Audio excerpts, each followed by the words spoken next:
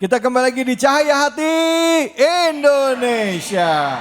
Bahasan kita semakin kesini, semakin kesana, semakin seru. Nah sekarang kita akan kasih kesempatan sama ibu-ibu dan juga bapak-bapak serta jamaah yang ada di rumah untuk bertanya dan juga curhat sama guru-guru kita.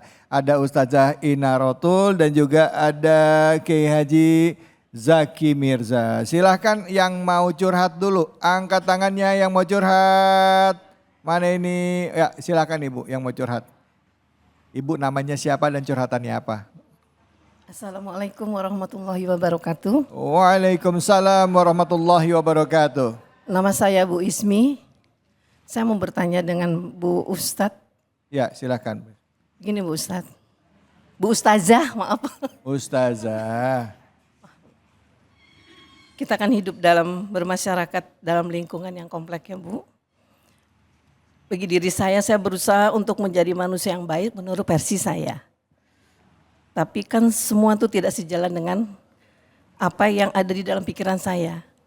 Apalagi saya tinggal di dalam kompleks, jadi kompleks kejaksaan ini.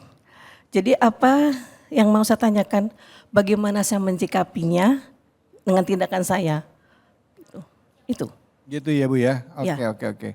Jadi poinnya itu maksudnya gimana Bu? Banyak permasalahan dengan kondisi saya, terus di dalam lingkungan komplek lah, lingkungan teman-teman gitu. Jadi gimana cara saya untuk berbuat baik. Padahal saya sudah berbuat baik tapi mereka masih apa ya, itu menurut versi saya ya. Gitu. Menurut versi saya, nggak tahu kan kita nggak tahu pikiran sama hati orang gitu kan. Jadi baik. gimana saya menyikapinya dalam pergaulan saya, dalam tindakan saya di dalam komplek dan per tetangga. Itu yang saya mau tanyakan. Baik. Ya, baik Ibu, terima kasih banyak Ibu. Ini permisalan mungkin dialami sama orang lain ya Bu ya. Orangnya udah berbuat baik tapi tetap masih digibahin gitu ya Bu ya. Berbuat baik aja salah apalagi buat salah. Begitu apa begitu? Iya Bu ya. Silakan Ustazah, mungkin bisa dijawab curhatannya nih. Baik. Silahkan Ibu berterima kasih kepada orang yang sudah ngegibahin kita. Kok bisa? Iya. Karena ketika kita digibahin, ketika kita dikatain buruk, itu sesungguhnya orang-orang tersebut sedang membantu kita untuk membersihkan dosa-dosa kita. Dan sedang membantu kita untuk lebih mendekatkan diri kita kepada Allah Subhanahu wa Ta'ala. Karena apa? Ketika kita seakan-akan sudah pasrah, tidak bisa berbuat banyak. Artinya kita sudah berbuat maksimal tapi kok masih mentok, kepentok kayak tembok ya. Disitulah kita mulai sedikit demi sedikit menghilangkan ketergantungan kita kepada manusia dan kita mulai menghamba kepada Allah yang Maha Kuasa. Dan kita mulai menyadari bahwa sejatinya diri kita itu memang benar-benar hamba yang tidak punya kuasa apa-apa. Andaikan seluruh manusia diciptakan oleh Allah untuk membenci kita, maka ridolah kita jika Allah memang ridho terhadap kita. Dan Allah, kun fayakunnya Allah, bisa membuat seluruh dunia ini mencintai kita ataupun membenci kita. Itu Allah kuasa sekali. Maka gantungkan diri kita hanya kepada Allah Subhanahu wa Ta'ala. Dan sekali lagi syukron kasyiron kepada orang-orang yang telah menghibah kepada kita. Toh digibah itu kan yang gak sakit ya. Iya benar. Sakit gak? Kalau digibah gak sakit asal gak ketahuan. Iya kan ya. Kita kalau gak tahu digibahin gak sakit. Kalau kita mungkin tidak bisa mengontrol mulut orang lain. Iya. Tetapi kita bisa menutup telinga kita ibu-ibu. Iya. Kalau digibah sakit atau tidaknya itu tergantung dari mentalitas kita. Oh iya. Kalau mentalitasnya kita adalah orang yang beriman, maka no problem. No problem. Kita belajar dari suri tauladan kita baginda Nabi besar Muhammad sallallahu alaihi wasallam. Betapa besar perjuangan beliau telah dicaci, dimaki, dihina, difitnah. Tetapi apa? Mentalitas baginda Rasulullah Sallallahu Alaihi Wasallam adalah mentalitas orang yang beriman kepada Allah. Maka apa yang diucapkan oleh orang lain tidak membuat gentar dari niat baik beliau. Apa yang sudah kita mulai karena Allah, kenapa kita harus berhenti karena manusia? Masya Allah. Maka itulah prinsip keimanan kita dalam menyikapi seluruh problematika kehidupan, termasuk dari ulah orang lain yang tidak kita inginkan. Jika kita terpengaruh pada orang lain, maka itu artinya iman kita mudah goyah. Kenapa kita harus ikut berdosa atas dosa yang dilakukan oleh orang lain? Mereka menggibah kita, sedangkan kita sebenarnya bisa menambah pahala dari gibahan mereka. Jadi santai aja seperti di pantai, Bu. Santai seperti di pantai. Ya, ya, ya. Tetap kita berbuat baik. Ya, ya, ya. Sebagaimana baginda Rasulullah ketika disakiti orang lain dan ternyata orang tersebut yang biasa menyakiti itu sakit, baginda tetap menjenguk beliau dengan membawa oleh-oleh, buah-buahan. Maka kalau ibu punya oleh-oleh, punya buah-buahan, silahkan diberikan kepada orang yang gibahin.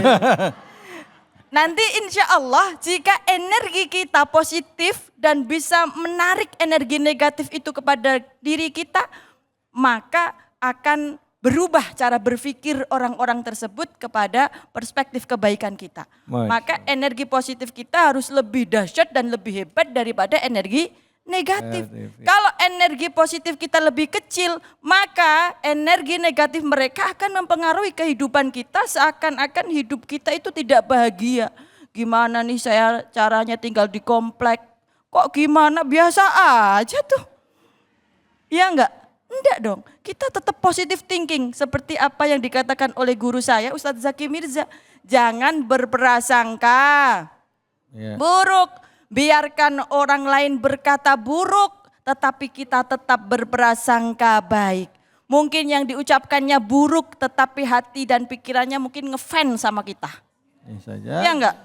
Biasanya orang syirik itu tanda. Dan biasanya orang yang suka ghibah itu orang syirik. Orang iri, orang dengki. Lah kalau kita orang yang perlu dikasihani, kenapa harus dighibah? Perlunya diberi sedekah, iya kan? Nah, kalau dighibah itu artinya orang-orang itu sedang menginginkan kehidupan kita dan kita perlu semakin bersyukur. Ada kata pepatah, janganlah kalian bangga ketika kalian hidup belum ada yang menghibah dan belum ada yang iri. Itu artinya kehidupan kita tidak berprestasi. Iya, begitu iya, ya Bu. Iya. Siap Bu? Ya, Siap. Oke, Amin. makasih banyak Gus Hasan. Sama-sama. Tapi pertanyaan sebenarnya sih gimana caranya supaya misalnya pas lagi digibahin ya, itu kita nggak ngerasa sakit hati kan, apalagi kita udah melakukan kebaikan. Tapi saya ingat ada satu guru pernah bilang gitu ya, katanya kebanyakan kita sakit hati karena kita sibuk mikirin apa kata orang. Nah, berarti apa yang kita kerjain itu kita ngarep ridhonya orang. Seharusnya kalau kita ngelakuin kebaikan itu ngarepin ridhonya Allah. Jadi mau orang ngomong apa bodoh amat karena nyarinya ridhonya Allah. Silakan Kiai. Oh salah kok langsung Kiai. Enggak belum. Belum Ibu, ada pertanyaan. enggak belum pertanyaan belum. Yang mau bertanya siapa? Silakan. Ya Ibu, silakan. Nama dan pertanyaannya. Assalamualaikum warahmatullahi wabarakatuh. Saya ingin bertanya, curhat untuk diri saya nih Pak Ustadz. Oh silakan. Untuk Ustadz Zaki. Nah, Ya. saya kan hidup sendiri nih tanpa Ya. suami. Ya. Tuh. Terus hobi saya kan kadang-kadang nih ada kuliner nih mana saya pengen nyoba gitu ya. Terus pengennya healing gitu. Untuk menghibur hati saya sebenarnya sih begitu tujuan saya. Tapi di belakang saya tuh rame. Asal dia juga pasti nih statusnya pasti healing katanya gitu.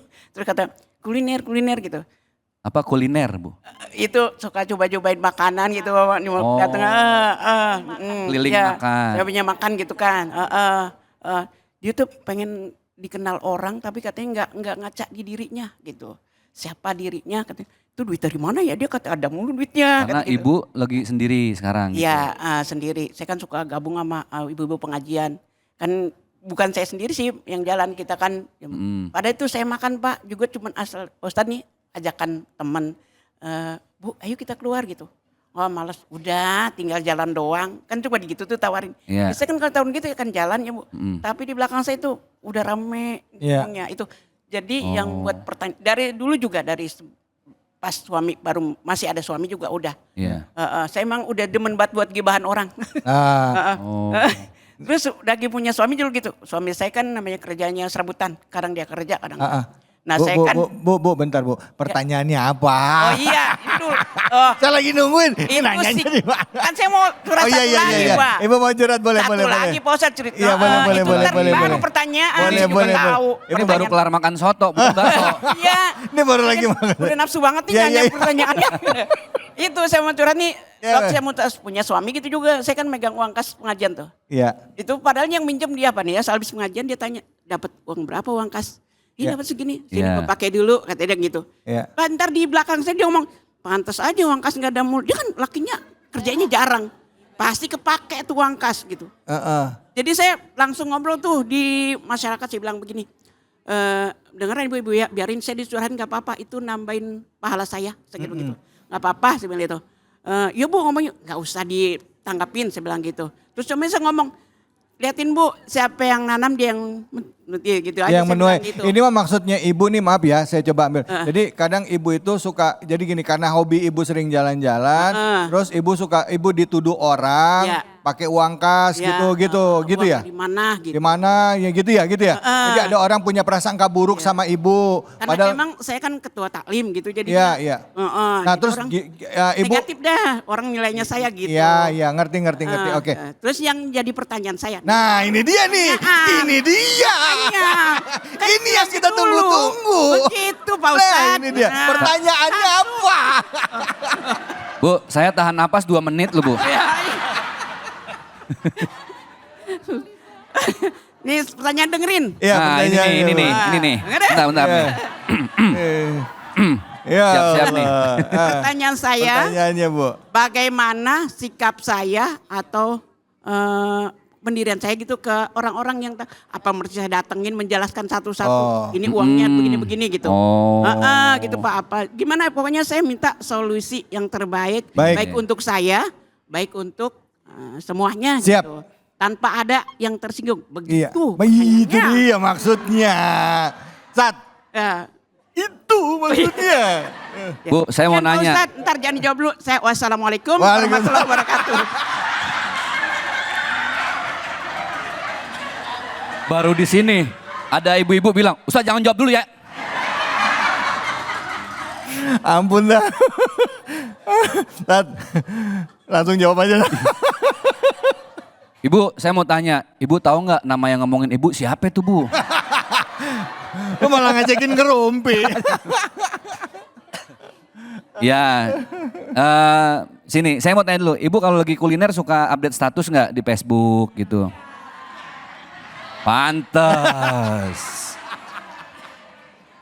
Pasti gayanya sama, emak-emak di mana-mana kalau makan bakso. Dimakan nggak boleh, foto dulu foto.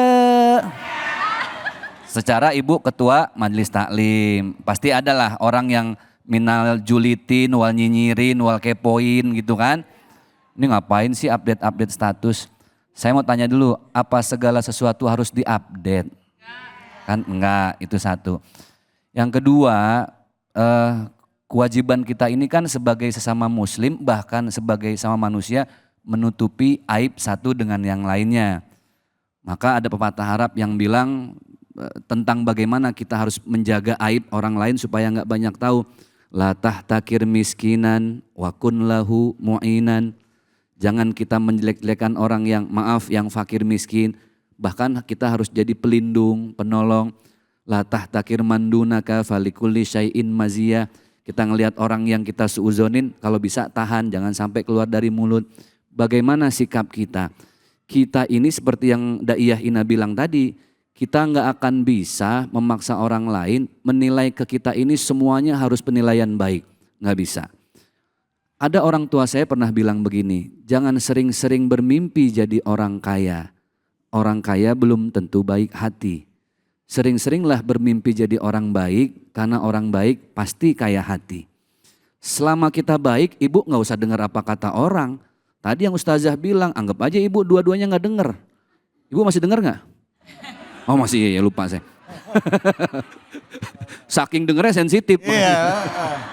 Saya mau cerita sedikit Bang David, gak apa ya? Ya, Ustaz, nih waktunya tinggal 1 menit. 1 menit. Pokoknya ada bapak sama anak punya onta nggak dinaikin. Orang kampung ngomong, no lihat bapak sama anak no punya onta nggak dinaikin. Bapaknya dengar, bapaknya naik.